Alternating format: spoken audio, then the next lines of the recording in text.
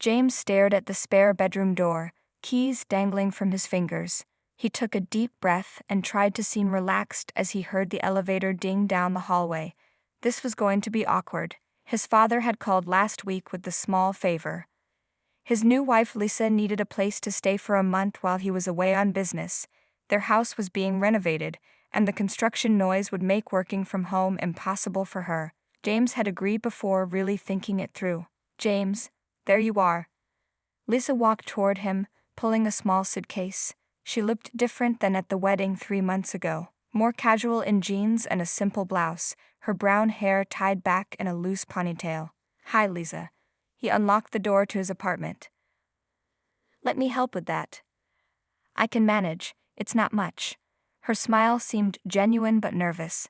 "Thank you for letting me stay." "I know this must be strange." Strange was an understatement. At 28, James hadn't lived with his father in years, and now he was roommates with his 35-year-old stepmom, a woman he barely knew. "It's no problem. Dad said it would just be a month." He showed her inside. The spare room is small, but it has its own bathroom. Lisa looked around his apartment with interest. "This is nice. Very clean for a bachelor pad." "I'm not home much," James admitted. "Work keeps me busy." An awkward silence fell between them. James realized he knew almost nothing about this woman. His father had met her on a business trip, dated her for 6 months, and then announced their marriage. The wedding was small and quick. James had attended out of duty, not enthusiasm. "I made dinner," he said finally. "Nothing fancy, just pasta. I thought you might be hungry after your drive." Lisa's expression softened. "That's very thoughtful. I am hungry." Over simple pasta and store-bought sauce, they made careful conversation. James learned that Lisa worked in graphic design. She could work remotely, which was why she needed quiet during the day. "I won't get in your way," she promised. "I mostly need the desk and good internet." "I'm at the office most days," James said. "The apartment will be yours." As they cleaned up, James noticed things about Lisa he hadn't before. She was quick to laugh at herself when she couldn't find where to put the dishes. She asked questions about him that seemed genuinely interested, not just polite. Most surprisingly, she didn't try to act like a stepmom. There was no awkward authority or fake familiarity, just a person trying to make the best of an uncomfortable situation. Later that night, James texted his friend Mark. "Stepmom moved in. Not as bad as expected." Mark's reply came quickly. "Is she hot?" James rolled his eyes and didn't respond. Yes, Lisa was attractive, but that wasn't the point. She was his father's wife, and this was just a temporary arrangement. Over the next few days, they developed a rhythm. Lisa worked from the spare room during the day. James left early for his marketing job and returned in the evening. They took turns cooking simple meals and found they enjoyed similar TV shows. One weekend, James realized something surprising. He actually liked having Lisa around. She was easy to talk to, respected his space, and didn't try to mother him. One evening, they stayed up late discussing books they both read, and James found himself thinking how different she was from what he'd expected. "Your dad said you might not want me here," Lisa admitted as she was heading to bed. "Thank you for making this easy." "It's no problem," James said and realized he meant it. "Good night, Lisa." But as he lay in bed that night, he felt a strange unease. This comfortable routine wasn't what he'd expected. Nothing about Lisa was what he'd expected. 2 weeks passed faster than James expected. Living with Lisa had become surprisingly comfortable. They moved around each other with ease, sharing the kitchen in the mornings and sometimes watching movies in the evenings. James found himself looking forward to coming home from work, something new for him. One Tuesday, James's boss let everyone leave early after landing a big client. He didn't text Lisa that he was coming home. He never had before. When he opened his apartment door around 2 in the afternoon, the place was quiet. Lisa's laptop was open on the dining table, but she wasn't there. "Lisa," he called out, dropping his keys in the bowl by the door. No answer. She must have stepped out. James headed to his bedroom to change out of his work clothes. When he pushed open his door, he stopped short. There on his bed was a package wrapped in simple brown paper. A small note card sat on top with his name written in neat handwriting. James picked up the note, curious. "Saw this and thought of you. Thanks for making me feel at home." Lisa. James carefully unwrapped the package. Inside was a book, Modern Architectural Wonders. He flipped through the glossy pages in amazement. Just last week, he had mentioned his interest in architecture during dinner. Lisa had asked about the buildings he found most impressive, and they'd spent an hour talking about his abandoned dream of becoming an architect before he'd chosen the safer path of marketing. He hadn't expected her to remember, let alone find a book about it. It wasn't his birthday or any special occasion. The thoughtfulness of the gesture made him feel oddly warm. James heard the front door open and close.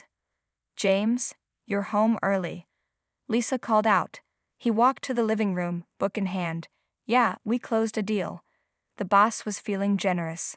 Lisa noticed the book and smiled. "Oh, you found it." "You didn't have to get me anything," James said.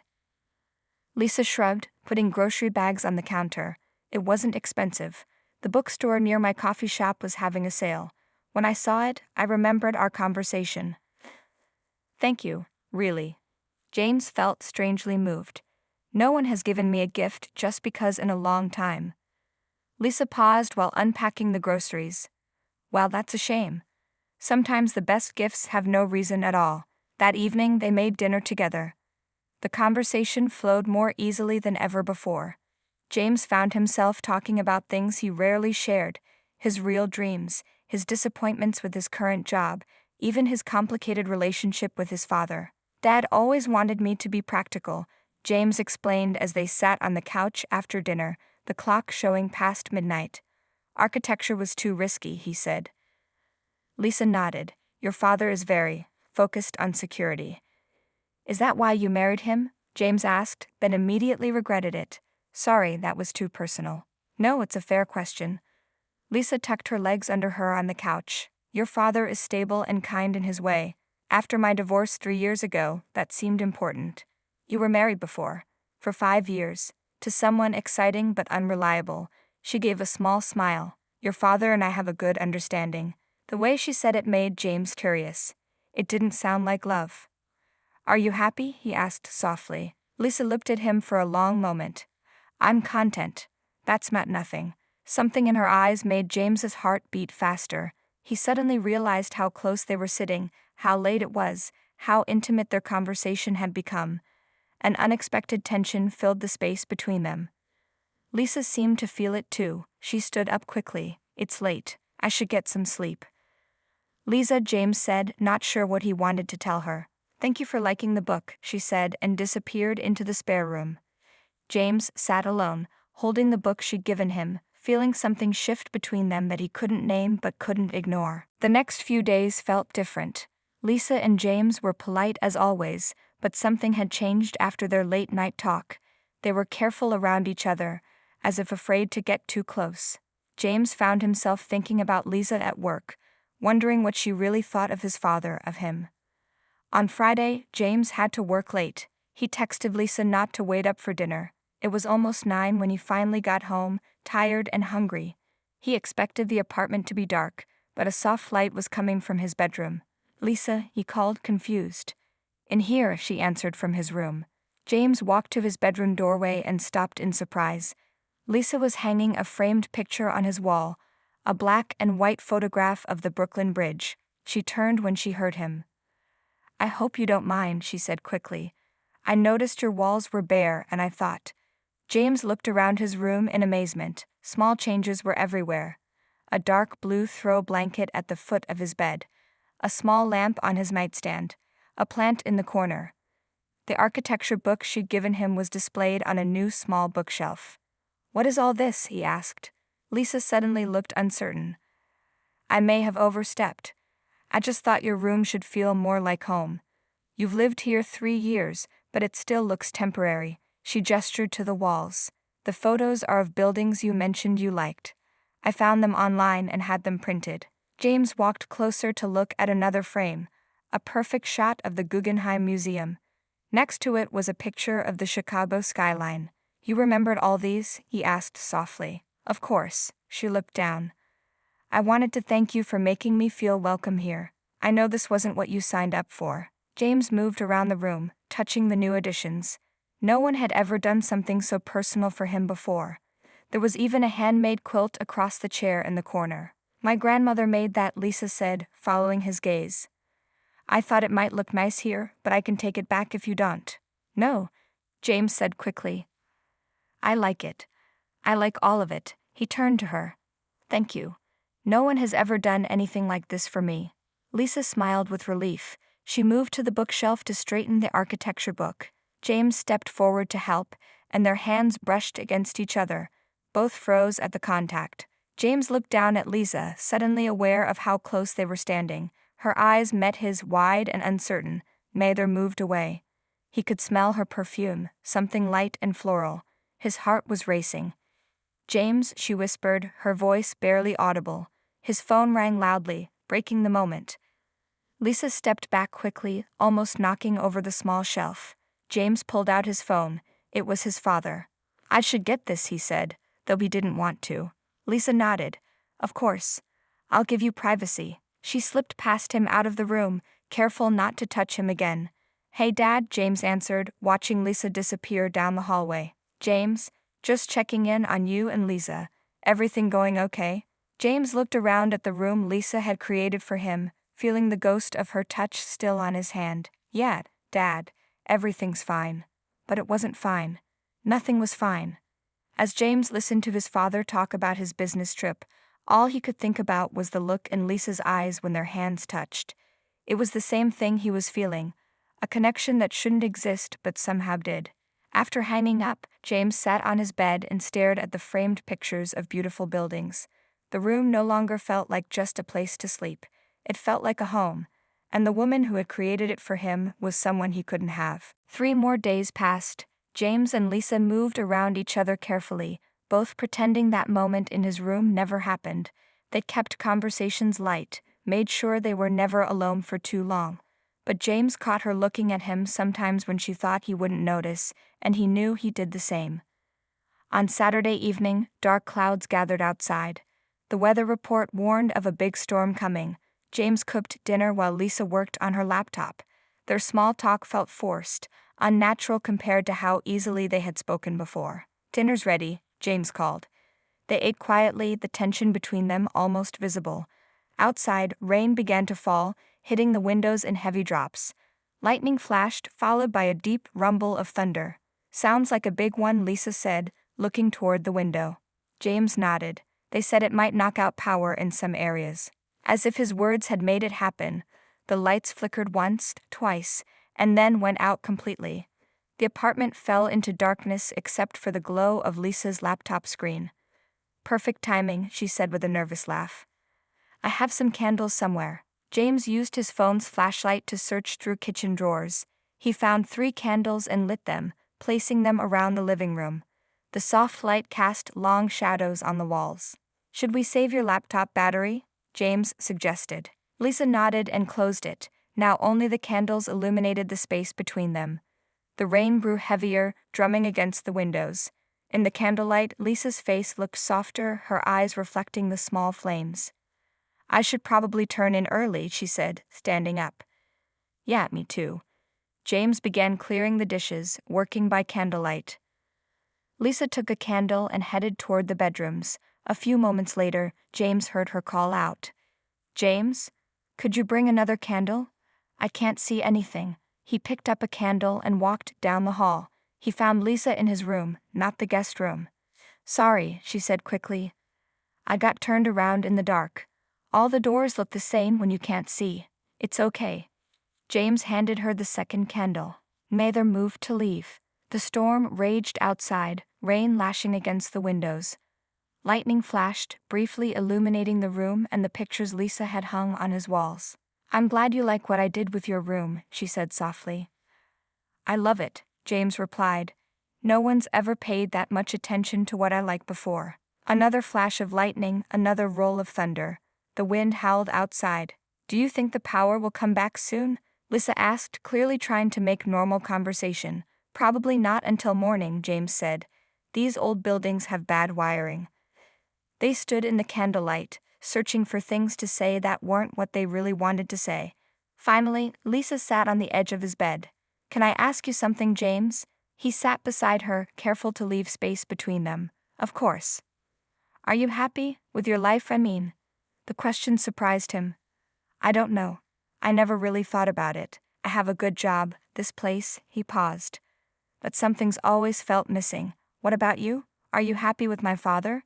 Lisa stared at the candle flame for a long time before answering. Your father and I, it's not what you think. What do you mean? She looked up at him, her eyes serious in the flickering light. Our marriage it isn't based on love. Not the kind you're thinking of. James felt his heart beat faster. Then what is it based on? Convenience. Companionship. She gave a small, sad smile. Your father wanted a wife who wouldn't demand too much. I wanted security after my divorce left me with nothing. That's not a real marriage, James said quietly. No, Lisa agreed. It's not. The candlelight danced between them as the storm raged outside. In the darkness, with the truth finally spoken, everything changed. James stared at Lisa in the flickering candlelight. Her words hung in the air between them. A marriage of convenience, not love. The storm rattled the windows as if echoing the turmoil inside him. Does my father know how you feel? James asked finally. Lisa nodded. We both entered this with open eyes. He wanted someone to attend functions with him, to make his house look lived in. I needed financial stability. She looked down at her hands. It sounds cold when I say it out loud. Why are you telling me this? James's voice was barely above a whisper. Lisa looked up, her eyes meeting his. Because I need you to understand that we're not. The room lit up with lightning. In that brief flash, James saw something in her eyes that made his heart race. When darkness fell again, he felt her hand reach for his. I've never felt like this before, she admitted. These past weeks with you have been more real than the last year with your father. James knew he should pull away. This was wrong in so many ways, but her hand in his felt right. Lisa, His phone rang, cutting through the moment. James reluctantly checked it. His father's name lit up the screen. It's him, he said. Lisa's hand slipped away from his. James answered the call and put it on speaker. James, just checking in. Is everything okay with the storm? His father's voice sounded cheerful, oblivious. We're fine, Dad. Just lost power. Good. Listen, I have news. My business here is wrapping up early. I'll be home in 3 days. James felt like someone had thrown cold water on him. He looked at Lisa, who had gone very still. That's great, Dad, he managed to say. Let me speak to Lisa. James handed her the phone. She took it off speaker and talked briefly with his father, her voice giving away nothing of what had just happened between them. When she hung up, she looked shaken. 3 days, she said. James nodded. What happens then? I go back to his house. Back to our arrangement. She stood up suddenly. I should never have told you any of this. I should go back to the guest room. Lisa, wait. James caught her arm gently. We can't just pretend this didn't happen. We have to. Her voice was firm, but her eyes betrayed her. This can't go anywhere, James. He's your father. And you're his wife in name only, by your own admission. Lightning flashed again, illuminating her torn expression. The candles flickered as she moved closer to him. I should leave tomorrow, she whispered. Go to a hotel until he gets back. Is that what you want? James asked. Lisa stared at him for a long moment. Then slowly, almost imperceptibly, she shook her head. Before he could think, before he could talk himself out of it, James leaned forward and kissed her. It was gentle at first, hesitant, but when she kissed him back, everything changed. All the tension of the past weeks, all the unspoken feelings poured into that kiss. When they finally pulled apart, they were both breathless. Lisa touched her lips, looking stunned. We shouldn't have done that, she said, but didn't move away. I know. James couldn't take his eyes off her. What do we do now? Lisa took a deep breath. I think we need a day. One day apart to think clearly. This storm, the darkness, it's making everything feel more intense than it is. Is that what you believe? James asked. That this isn't real? I don't know what's real anymore. She picked up her candle. But I know that whatever we decide changes everything, for all of us. She left his room, taking some of the light with her. James sat in the dimness, listening to the storm and wondering if the morning would bring clarity or just more confusion. The day apart was harder than James expected. He went to work even though it was Sunday, Grateful the office was empty. He couldn't stay in the apartment, not with Lisa just down the hall and the memory of their kiss still fresh on his lips. Guilt and desire fought inside him all day. When evening came, he still wasn't ready to go home. He stopped at a small bar near his office, nursing a drink and checking his phone. No messages from Lisa. He wondered what she was thinking, what she had decided. James was about to order another drink when he noticed a folder he had brought from work. He opened it absently, flipping through papers. Near the bottom was an envelope addressed to his father that had been mixed in with his work mail. It had already been opened, probably by his father's assistant before the business trip. Something made James pull out the papers inside. As he read, his hands began to shake. There were love letters between his father and someone named Patricia. The dates showed they went back over a year, before his father had even met Lisa. James's mind raced. His father had been having an affair the whole time. Did Lisa know? The last letter was recent, just before his father's trip. In it, his father promised to take care of things with Lisa soon. With anger and confusion swirling inside him, James paid for his drink and left. He needed to show these to Lisa. She deserved to know the truth. When he got home, the power was back on. The apartment was quiet. "Lisa," he called out. She emerged from the guest room, looking like she hadn't slept. "James, I thought you might stay away longer. I found something." He held up the letters. "About my father." They sat at the kitchen table as he explained what he had discovered. Lisa read through the letters, her face showing surprise but not hurt. "He's been planning to leave you," James said, "for this Patricia person." Lisa put the letters down and took a deep breath. "I should tell you something too." She went to the guest room and returned with her laptop. "This came yesterday." She opened her email and showed him a message from his father. Attached were divorce papers, along with a brief note explaining he had found happiness elsewhere and was terminating their arrangement. "He didn't even have the courage to tell me himself," Lisa said. "Just sent papers while he was away." James stared at the screen, then at the letters, then at Lisa. "So he's been cheating on you, and now he's divorcing you." "It seems so." Lisa's voice was calm, almost relieved. "I was going to tell you tonight. I've been thinking all day about what to do." "What did you decide?" James asked, his heart beating faster. "I was offered a job in Boston last month. I was going to turn it down because of your father, but now," she looked up at him, "I was going to take it. Leave all this behind." James felt like the floor was dropping beneath him. "You were going to leave without telling me. I thought it would be easier." Lisa's eyes filled with tears. "What happened between us? I thought it would be better if I just disappeared." James moved closer to her, taking her hands in his. "And now? Now that you know about him." Lisa looked at their joined hands. "Now I feel free, but also afraid." "Of what?" "Of this," she gestured between them. "Of how real it feels. Of how much I want to kiss you again." James gently lifted her chin so their eyes met. "I'm not afraid." This time when they kissed, there was no hesitation, no guilt. His father's betrayal had freed them both. As the kiss deepened, James felt Lisa respond with equal passion. When they finally broke apart, she was trembling. "Stay with me tonight," he whispered against her lips. Lisa nodded, her eyes never leaving his.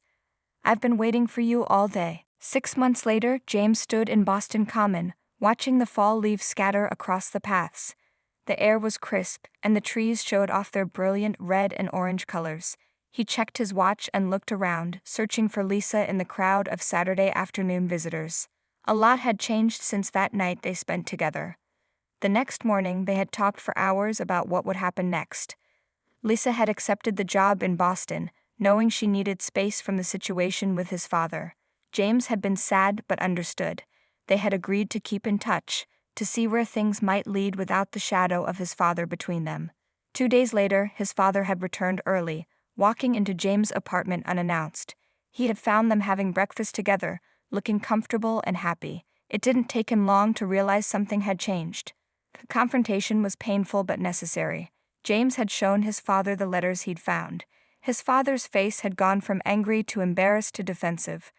Lisa had remained calm through it all, simply handing him the signed divorce papers before collecting her things and moving to a hotel. James spotted her now, walking along the path toward him. Her hair was longer, and she looked more relaxed than he had ever seen her. She was wearing a red coat that stood out against the fall colors.